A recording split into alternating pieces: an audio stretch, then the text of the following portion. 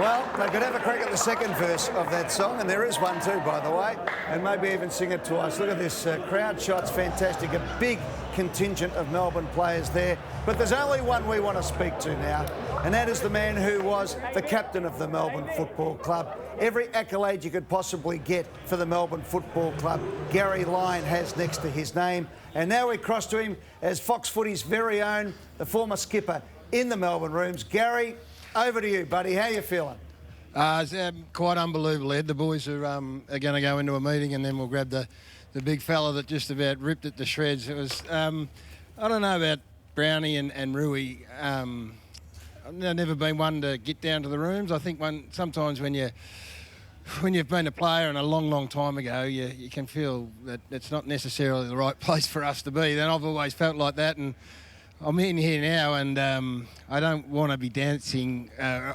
Well, actually, I want to dance off the ceiling. That's how I feel right now. But, you had nothing to do with it other than sitting in the grandstand cheering away. So it's a strange feeling, Ed. It really is. And, they got one more game to go. But I don't think certainly not in my wildest dreams, and I don't know about anyone else's, I didn't think they saw that game going like that. That's as good as I've seen a Melbourne Footy Club play ever, probably, in terms of their willingness to work for one another, how tough and hard they were, closed down space, the communication. I went and stood on the boundary for the last 10 or 15 minutes when it was over, and they were still barking and yelling at each other, and it's a standard that I haven't seen for a long time. And as I said before the game, the only disappointing part of all this is that there's just a legion. My phone hasn't stopped from old teammates and old board members and family of just, they'd be at home crying, and my three boys would be sitting at home, they'd be going nuts. So they'd all would love to be at the MCG tonight. I mean, can you imagine what that would be like if that was at an MCG? So they've just restored all the pride to the Melbourne Footy Club brand, and they've got one more big step to go, whether it be against the Bulldogs or Port Adelaide, but they're there.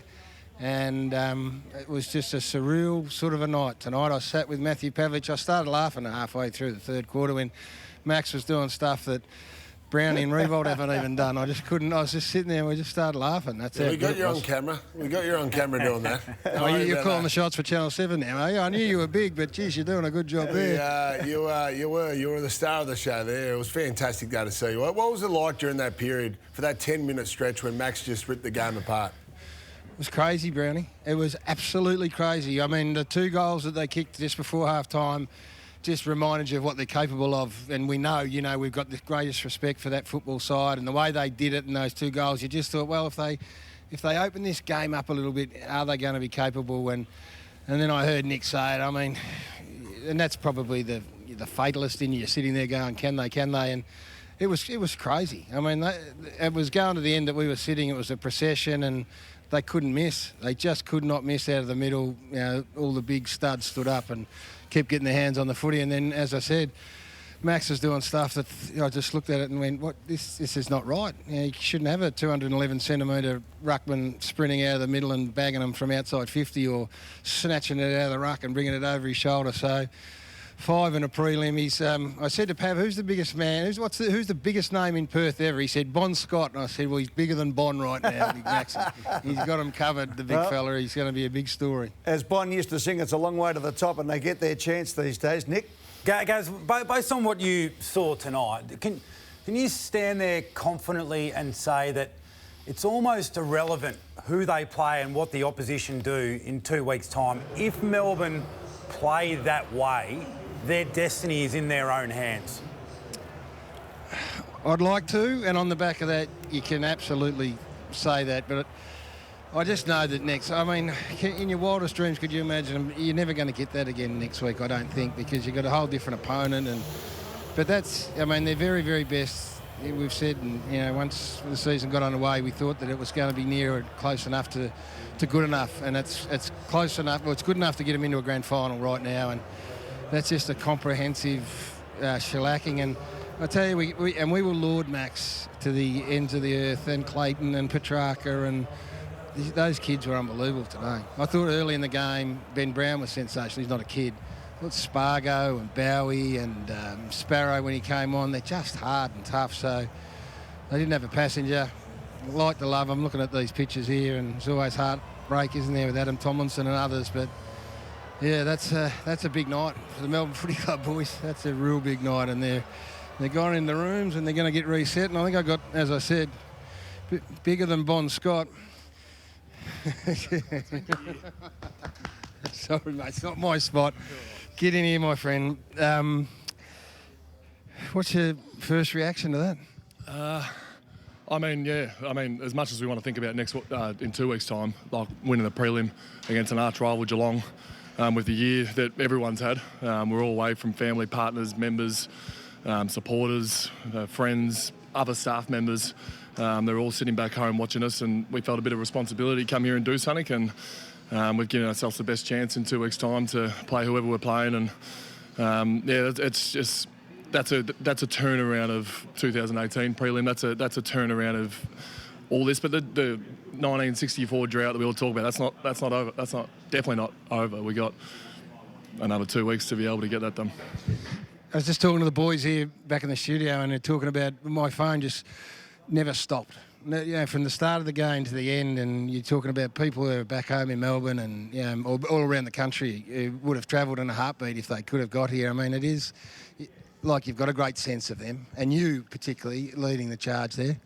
Yeah, there's some guys with incredibly young babies that are left behind. Benny Brown, Tom McDonald, Jake Lever have all left almost younger than a month-old kids. My wife's heavily pregnant, but they're also first-world problems to what a lot of people are going through.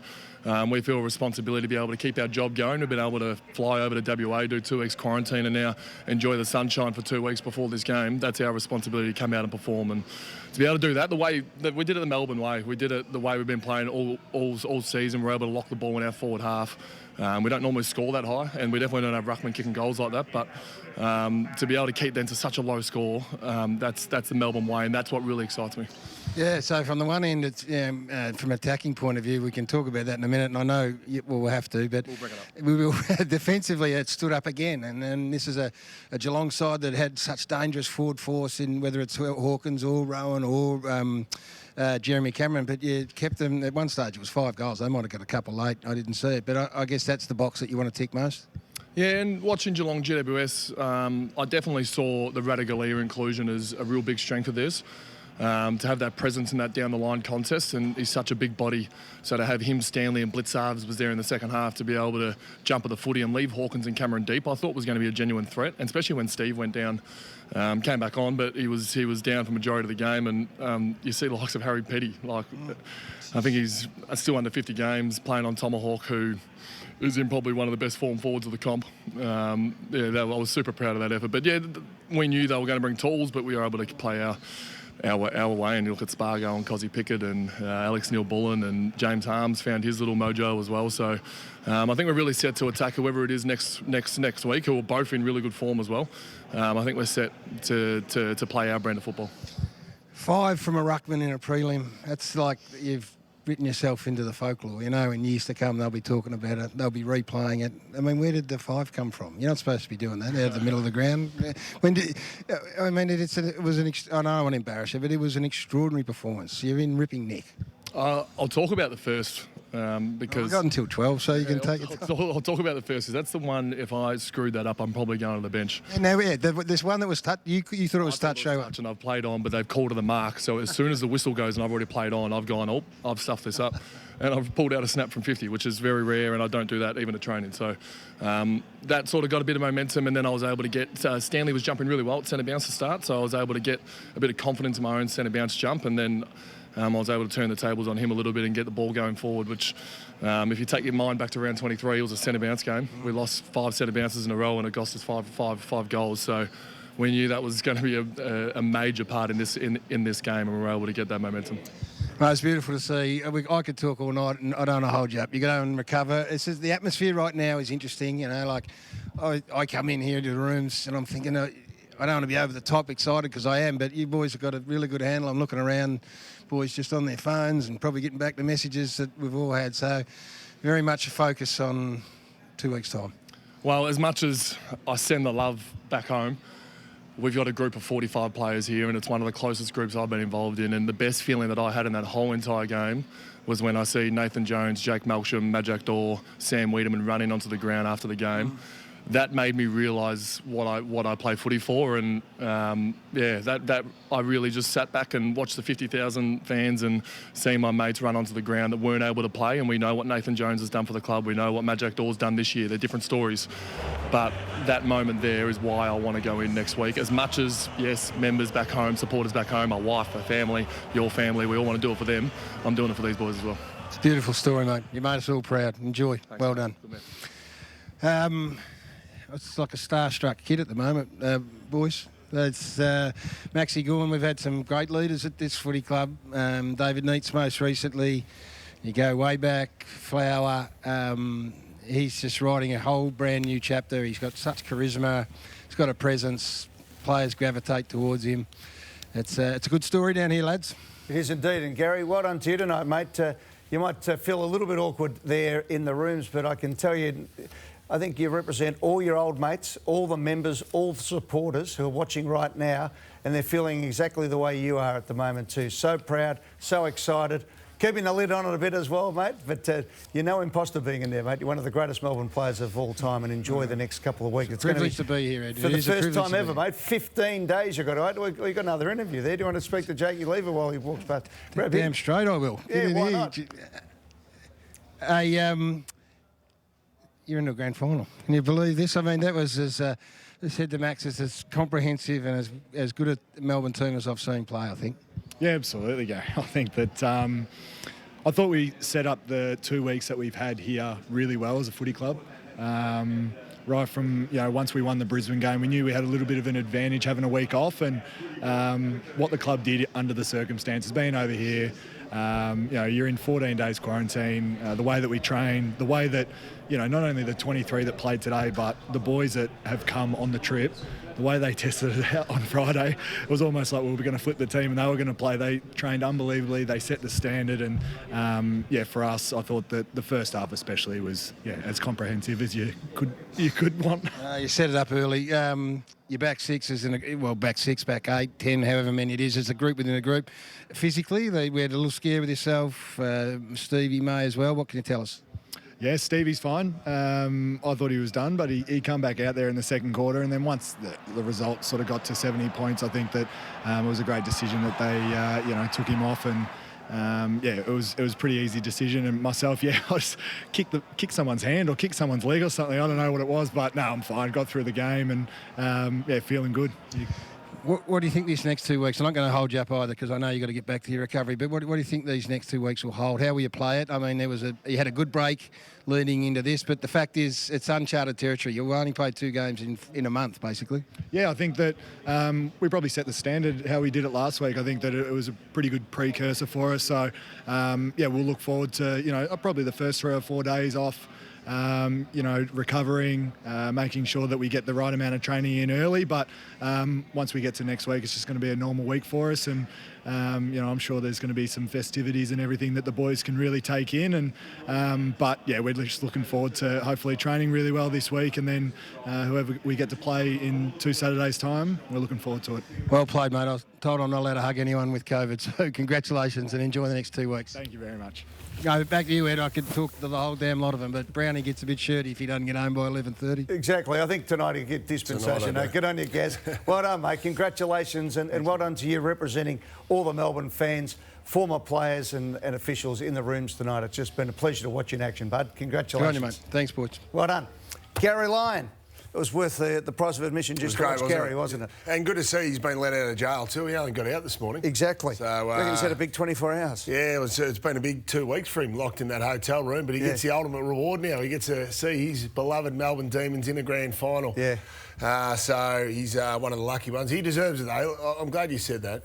He's a Melbourne legend. Yeah. So it's great to see him over there and embracing it And all. you want to see, as a supporter, you want to see your people there. You know, it's far enough away, but you want to see your people who have bled. And I'm always big on the fact that we get to today as a football club, the foundations have come from all who've been there before. Every brick in that foundation and in that wall that builds up to this moment, whether it was the hard times or the great times, and Gary Lyon and people like that. We spoke earlier about Neil Danaher, the coach of the last time they were in a grand final. Max Gawn wearing Jimmy Steins as number 11. Bayley Fritsch running around with Ron Barassi, you know, from 1964, and Norm Smith, and the great names, and David Neitz, who played 300 games. There's been so many great Melbourne players, but they haven't been able to get it together to win the flag. They get their chance for their 13th pennant in 15 days' time for the first time since 1964. Let's look back. Thanks to Ford Ranger at the player of the game. It's the Max Gawn hour. Don't worry about that, everybody. Let's go. Ford Ranger player of the night. Pretty comprehensive display. What about those numbers? 99, not 99. He feels like he had 99 disposals, 19 disposals. He had 33 hit-outs and 5 goals, if you don't mind. Really. Yeah, well, the purple patch in the third quarter, which really, we went into half-time thinking, gee, if Geelong could get the first, if they could just come out, they got the last 2 of the second, if they could come out and get the first and the third, it just puts a little bit of scoreboard pressure in. All of a sudden, Melbourne look up, they see this, they think, hold on, we should be way further in front. And Max Gawn just took over, put the game beyond doubt within minutes. Look at this, guys. Yeah. Phenomenal performance to pull it out in the biggest game of his career. I mean, he was absolutely smashed in the 2018 prelim. Yeah, so talk about Melbourne. They double-teamed him, the team demons coming into the game.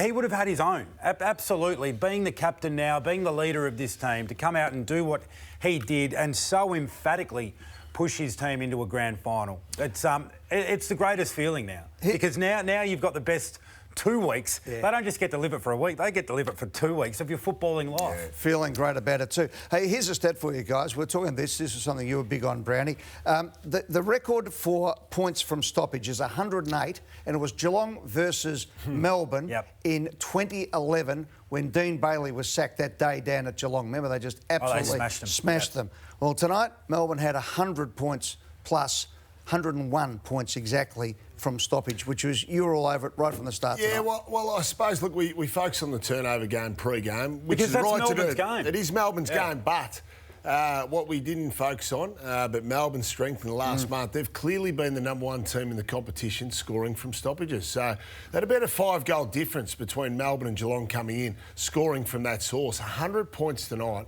As you said, 108's the record. So I've never seen a game of football like that. I don't think I saw that last game in 2011. I haven't seen a game of football like that where it's been a demolition. And guess who won the clearances tonight? Who? Geelong. Can you believe that? They won the clearance number. Yeah. Melbourne scored 100 points from clearances. Yeah, well, let's have a look at how and why, with thanks to Zero, Melbourne were able to do that. And we've always spoken about them being a really good team at the contest, but their spread this year has gone to another level. So all the midfielders that were in there at that centre bounce, have a look at where they end up. When we go to the wide shot there, so, OK, you've got 2 already forward of the play. They've spread harder. It's Jackson and then Oliver are the next 2. So Oliver's now forward of the other Geelong players. Look at Jackson's spread forward. He's now forward of all 4 Geelong midfielders. Now, they don't exactly nail that play, but Viney gets on the end of it. Petracca's the next one. So their ability to hang in and win it, and then when they do, explode out into that space, that's why they scored so efficiently. Geelong just couldn't go with them. Yeah, great vision, absolutely. And that's what they've done. We spoke about that power running pre-game, didn't we? Yep. That's the only power. It's like they've got about 4 extra midfielders, really, because they're half-forwards that can get up and support that clearance. Boys, it's time to have coffee with Brownie. And guess who I'm having coffee with tonight? Who are you having coffee with? Hold on, wait for your sting, mate. Wait for your sting. I know. There you go. It's a coffee with Brownie and Brownie. I'm going to have a coffee. This is a positive. I'm going to have a coffee with Ben Brown. He was the most influential forward on the ground in the first half. 4 contested marks. Not so much about tonight, Ed, but the pressure on this man who came across from North Melbourne. He was a high-price recruit. Copped a bit of criticism early in the season, really. Yeah, and the big question mark on Melbourne going in was who's going to be the key forward? Is it going to be Wiedemann? Is it going to be Ben Brown? Neither of them going to be in there. How are they going to score going in? Well, Ben Brown, they've held the line. They've stuck with him from round 17 onwards. And tonight, he delivers on the biggest stage. So kudos to Ben Brown. I'm going to say well done to you, mate. And they give you tremendous confidence going into 2 weeks' time's grand final. We were talking upstairs, trying to work out off the tops of our heads, who was the last player, if ever, who's been rissoled by the team that won in the wooden spoon and could win the premiership. Jeez. So Ben Brown was decided by North Melbourne that he wasn't good enough to play for the wooden spoon team and he could well be the premiership full forward for Melbourne in 15 days' time. There you go. Yeah, well done to those coaches. Boiled lollies for chocolate said. Yeah, that's right, it is. Simon Goodwin all year, he sort of, early in the year when people were saying, why isn't Ben Brown playing? He said, well, he's not ready, but he's going to be part of our best team. And he was right. Rui, take us through this. These are the numbers that prove that Melbourne can break the drought. Yeah, well, it's the work they do without the ball specifically. So scores against number one. I mean, they're covering all bases, really, of the game. So we know the stoppage game tonight. Number one scores from stoppage differential in the last 4 weeks. That number is insurmountable now. It was so convincing. Just a number that as well defensively for Melbourne. So they conceded a score this year 35.2% of the time the ball went into their defensive 50. That's the best this year. It's also the best ever recorded. Wow. Best ever. So defensively, they are doing things that no side has done in the history of the game. Tonight, so 35.2 on the year. Tonight, when Geelong went in, 26% of the time that number dropped to. So just a blanketing performance against a side that we know love to control the ball. They've been a high-powered offence, Geelong, and Melbourne completely shut them down. So that's what's going to get it done for them in 2 weeks' time if they go all the way. And a key to that will be whether or not their star player is able to play. And that, of course, is May, who went out with that hamstring. Let's go to John Ralph, who has got the latest. Ralphie, what's going on? Surely there's a hyperbaric chamber or two in Perth is in their head. There's got to be a race against time of the grand final fortnight, and this is the one. Look, I think Stephen May will be really confident that he will be able to get back in 15 days' time, given the fact that from this incident he was able to play the entire second term and then 12 minutes of the third term. Look, he didn't set the world on fire. He only had 2 possessions, no marks. I think he played loose at times there, but he was able to get across the ground, and he said his hamstring feels fantastic on the ground in a really brief post-match interview tonight. So Melbourne will totally back him off this week. They'll probably play a scrimmage again on Friday in which he won't be able to play, and then they'll try and ramp him up on Tuesday or Wednesday of next week. And look, I think he will take his spot in the side. He'd be praising the footy gods. Not everyone's as complimentary of Mark McGowan, Ed, but the fact that, of course, we've had to have a pre-grand final bye, given the quarantine provisions, means that you'd think he's a certainty there. The Demons are out of quarantine as of 12:30 today, so the only issues they aren't allowed to be involved in, they can't go to big shopping centres, not allowed gatherings of 1,000 people. They'll just stay at the Joondalup Resort there and they'll just do their thing. The elephant in the room clearly is their former captain in Nathan Jones. Now, his wife Jerry is pregnant with twins. Now, they've been really open about their issues, 3 miscarriages in the last couple of years. She is due in the coming week. Now, Alan Richardson, the club's football boss, told me today that, look, the Demons are very unlikely to make any forced changes to this side or unforced changes to the winning side. As he said, we have shown we have not made a lot of changes to the team. We value synergy and connection. His personal circumstances are bloody important to him and his family. So he alone will make that decision. I think that Melbourne will say to him early in the piece, you are not going to play in this team. And I think it's most likely that he will then return home to be with Jerry and his other kids as well. I suppose the only question mark is that, you know, they've just had a hamstring injury in a practice game or a training session. What if they have a couple more injuries, you know, during the next couple of weeks? It's just an impossible decision. He's a beloved champion. He's almost going to be the Bob Murphy 5 years on of the Melbourne Football Club. All right, well, I'll ask you the question. What would you do? In this situation, I'd go home. Yeah. I think it's unlikely that he plays. So it's a shocking situation to be in, but a very exciting time as well. So that's my gut feel. It's a hard decision, but I honestly don't know. I honestly don't know what I would do in that situation. I think I'd need to, you know, think long and hard about it. Obviously, consult with your partner in that situation. Yeah. What's the likelihood he plays though? So James Jordan's the Medi sub tonight. There's an injury, but he's not going to replace Stephen May. He's probably 25 on the list or probably 26. Smith comes back in if May missed. You know, James Jordan was the Medi sub. So it seems unlikely that he would play unless there was injuries throughout those training sessions. Well, that's the thing, though. But if you come home and there's injuries, you'd... Would you ever forgive yourself if there was an injury? Yeah, and would you ever forgive yourself missing, if you didn't play, would you ever forgive yourself missing the birth of your children? It's an impossible situation, Ed. It is. Impossible. It is. Well, it's another reason, though. You saw that connectivity between that Melbourne side, that if he does go, you just know that those players are going to do whatever they possibly can to play for him, because he's such a great player. And it also shows that there's no fairy tales in footy. No. I mean, you can... And timing is everything. For every Shane Crawford, there's about 1,000 non-fairy tales, isn't there? All right, let's go back to Perth now. Thanks, Ralphie. Kath and Pav are out there. G'day, Kath. Back in your old hometown there. What a night it's been. Pav, congratulations to you and all the West Australians. Put on a wonderful spectacle tonight. What a night it's been. Amazing. No, and Perth people, they're still lapping it up. A few corporate boxes here still kicking on and making the most of it. But what a dress rehearsal for the grand final, Pav. And in all senses of, in terms of from the Melbourne Demons point of view, but also the AFL's Optus Stadium. I mean, it was flawless here tonight. Almost 59,000 people in attendance, and it was electric when the Demons, particularly in that third quarter, when they got on a run, there was so much red and blue in the crowd tonight. Geelong outnumbered in terms of fans here, and it was pulsating. It really was.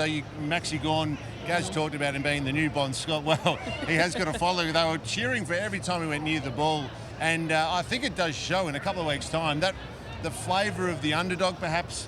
WA people are jumping on board the Melbourne Demons. I was just about to say that. Do you think West Aussies are jumping on this Demons bandwagon? It sounded like it tonight. Well, look, I mean, most people love that underdog theory, don't they? And right now, people are talking about he's a cult figure, Max, and someone like Max Gawn can drag people and fans to the game, whether it be here on grand final day, but around this precinct, the Burswood precinct, there's just going to be people everywhere, and I'm sure they're going to be wearing, at this stage anyway, red and blue. We'll find out what happens tomorrow night, of course. The big game, Port Adelaide and the Bulldogs. A lot of Kysaiah Pickett fans too, clearly, because he's a WA boy as well. So it'll be interesting to see what Melbourne do with this next week, Pav. And we heard John Routh speak about then that they're going to stay at the Joondalup Resort. Heard Alan Richardson talk during the week saying they had really made up their mind, because obviously they're now out of quarantine. For those who don't know West Australia that well, Joondalup is a bit out of the city, so perhaps they might want to move and soak up the atmosphere a little bit more in the city. But at the same time, whatever they've done the past fortnight worked a treat tonight. Don't break a winning formula. About 45 minutes away, Joondalup from the city centre. They have some relative freedoms in terms of being able to get out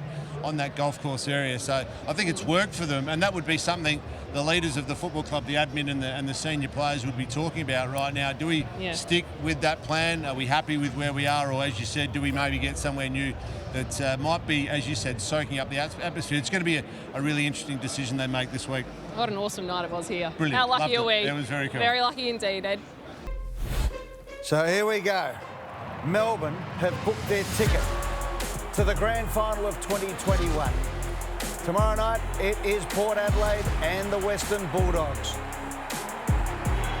One will go through, and Melbourne awaits. Will Stephen may be waiting there for Charlie Dixon? Don't forget, grand final day on Fox. It's going to be an absolute beauty, as will be tomorrow night as well. Right, before we go over to Wreck-It Ralph, let's go to Gary Lyon. Very excited, Gary Lyon, trying to keep the lid on things at the moment. And how can he do that when he's standing alongside Clayton Oliver?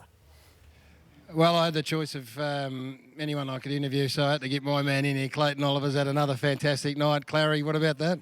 Yeah, it was pretty unbelievable. The boys played all right, so yeah, it's nice to get the win. I mean, it started, I think the first 15 minutes was when it set the scene. I mean, what was the message and what was the focus pre-game?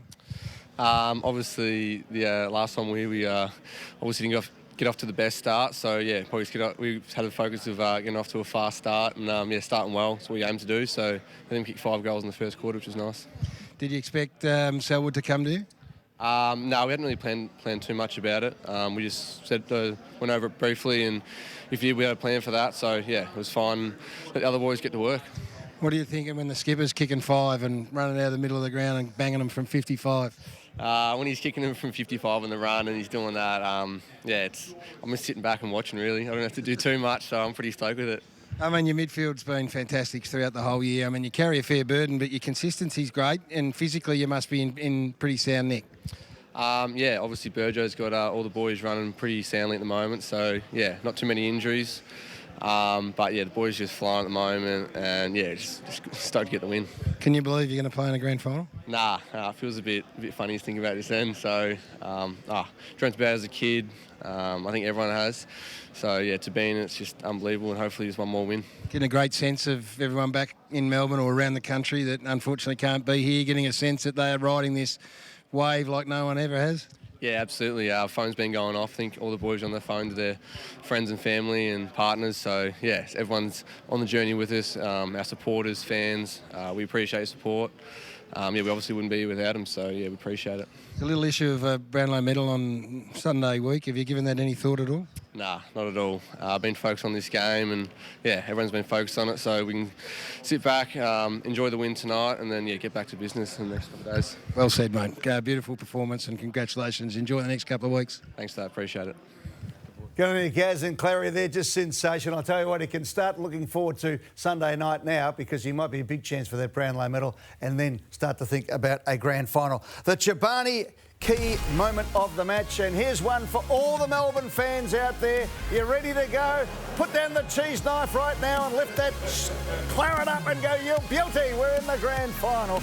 The moment the siren went and the grand old flag goes up, and this time it could be a premiership flag flying above the MCG for the first time since 1964.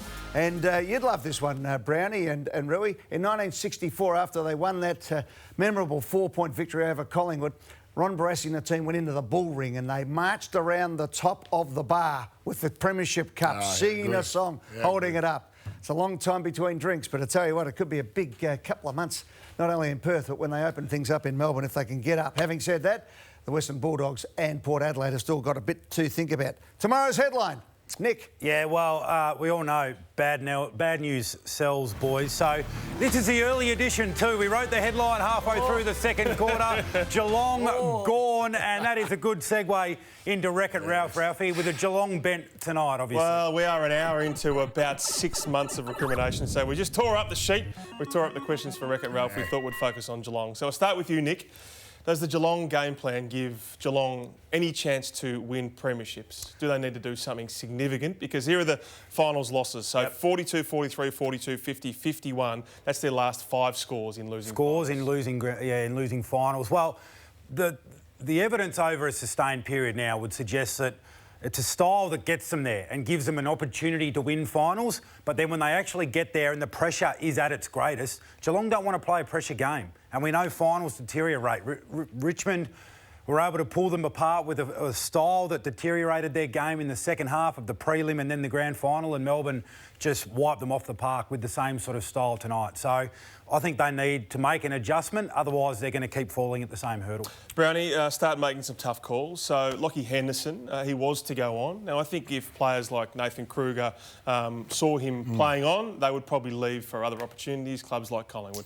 Is he a player who probably would be happy to be transitioned out? Well, I'm not sure he'd be happy to be transitioned out, but the club might want to do it because I love Lockie Anderson, but you're right, they've got to transition some guys into that side. So if they do want to keep him, now some challenging decisions need to be made. If you hang on for too long, eventually you do fall off a very big cliff.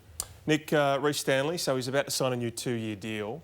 Can they win a flag with a ruckman of his ilk? Do they need to do something different with him? He's a long time into a career to change meaningfully now. Yeah, I mean, you can win a ruckman, you can win a flag with a player like Reece Stanley. Of course you can. Yep. I mean, he wasn't the issue tonight.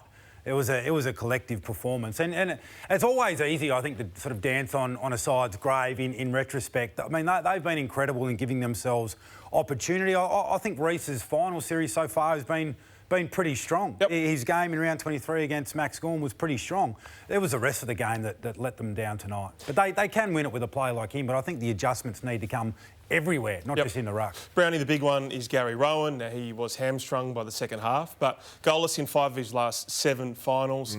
He's out of contract, 25, 22 and 32 goals in his last 3 years.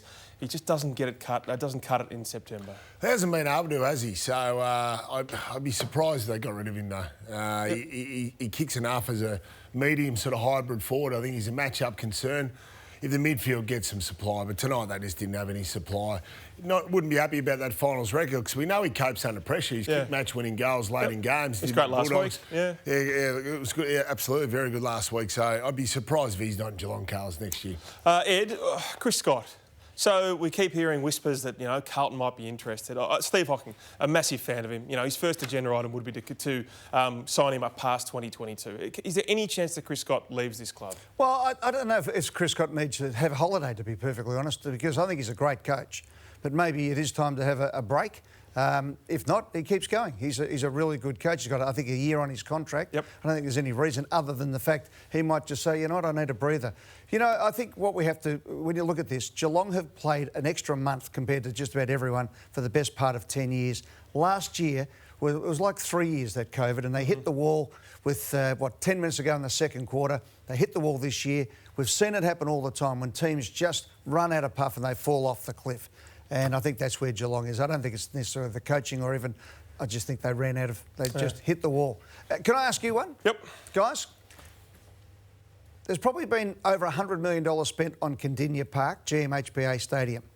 Has Geelong built a stadium to make finals but not to be able to provide a game plan to win finals that cannot be changed because the one thing they didn't do was make the ground like the MCG?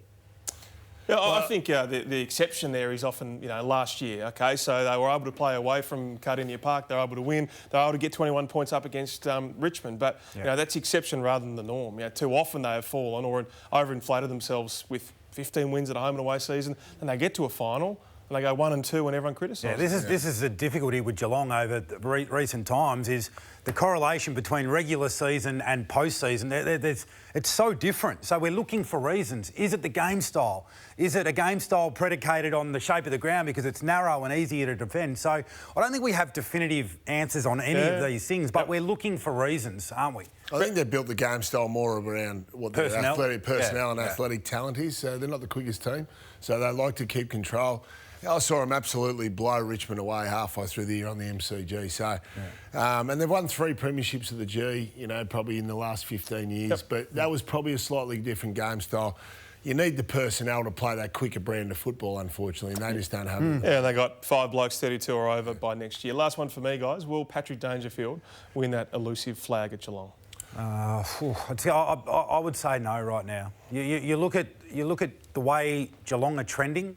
So they're next year maybe they stay the same with the natural attrition and age of the demographic of players that they've got, and other sides are coming up. Melbourne have popped up this year, so I would say they're probably trending the wrong way. So it's less likely than it is more likely. I'd be shocked if Geelong's a better team next year than they are this year, and they've just been blown away in a prelim. Ralphie, the last time they played badly in a preliminary final like that was 2010.